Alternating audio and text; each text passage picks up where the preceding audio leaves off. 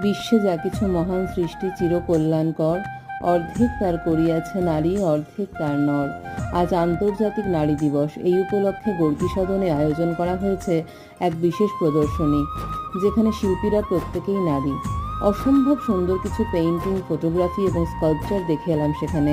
11 March অবধি চলবে এটা, বিকেল 4টে থেকে সন্ধ্যে 7টা পর্যন্ত। পারলে আপনারাও একবার ঘুরে আসুন। ব্যক্তিগতভাবে আমি কোনো বিশেষ দিন পালনে বিশ্বাসী নই। আমার কাছে প্রতিটা দিন নারীদের দিন, প্রতিটা দিন মানুষের দিন।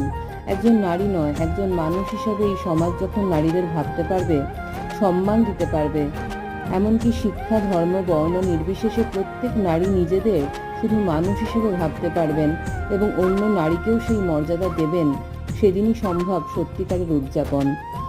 এ আমার একান্ত ব্যক্তিগত মতামত। চলুক নারী দিবস উদযাপন, চলুক মানব দিবস উদযাপন।